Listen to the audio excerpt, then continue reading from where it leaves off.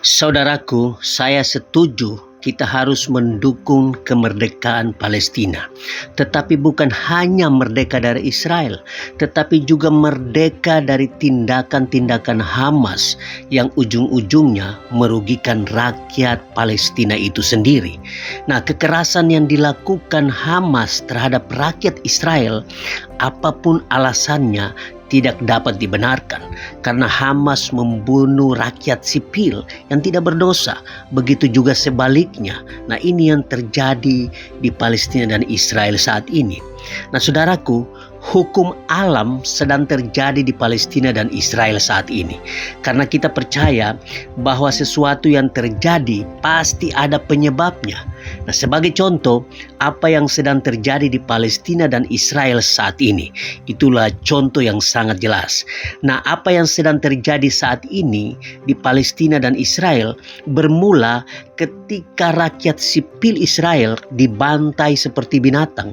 Maka dari itu Israel membalas. Itulah yang namanya hukum alam atau sebab akibat. Nah, saudaraku, semua sudah terlanjur terjadi dan korban sudah berjatuhan di kedua belah pihak, baik Israel maupun Palestina. Maka dari itu, sebagai sesama manusia ciptaan Tuhan, maka kita harus peduli tanpa melihat suku, bangsa, ras, agama apapun, tanpa kita melihat semuanya itu. Kita harus peduli terhadap semuanya.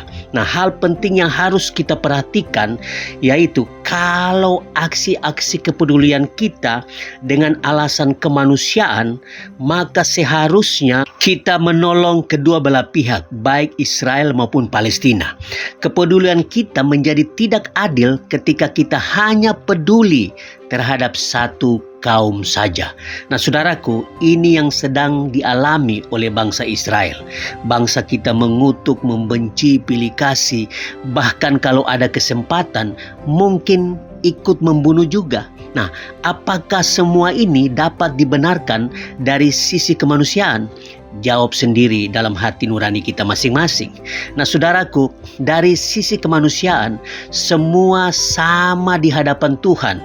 Karena itu kita harus perlakukan sama semuanya dengan adil sebagai sesama manusia ciptaan Tuhan.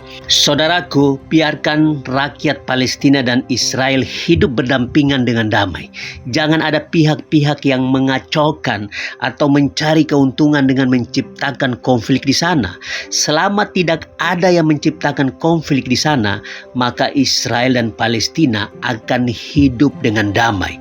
Nah, seharusnya kita sebagai bangsa berusaha untuk memperdamaikan Israel dan Palestina seperti ajaran Tuhan Yesus, Tuhan yang kami percaya, yang mengajarkan kami untuk cinta damai tanpa memandang suku, ras, dan agama. Nah, gambaran ilustrasi Tuhan Yesus memegang tangan anak Israel dan anak Palestina menunjukkan bahwa Israel dan Palestina harus didamaikan karena sesungguhnya kedua bangsa ini cinta damai. Kalau mereka tidak cinta damai, maka mungkin mereka tidak bisa hidup berdampingan satu dengan yang lain. Saya percaya orang Palestina dan Israel cinta damai. Nah, saudaraku, pesan saya, jangan bangunkan singa yang lagi tidur. Karena kalau singa itu bangun, maka nanti Anda diterkam dan dimakan sama singa itu. Silakan terjemahkan atau mengartikan sendiri. Nah, saudaraku, biarkan rakyat Palestina dan Israel hidup berdampingan dengan damai. Selama ada teroris di suatu negara, maka negara itu tidak akan aman. Oleh karena itu, singkirkan teroris, maka negara itu akan aman.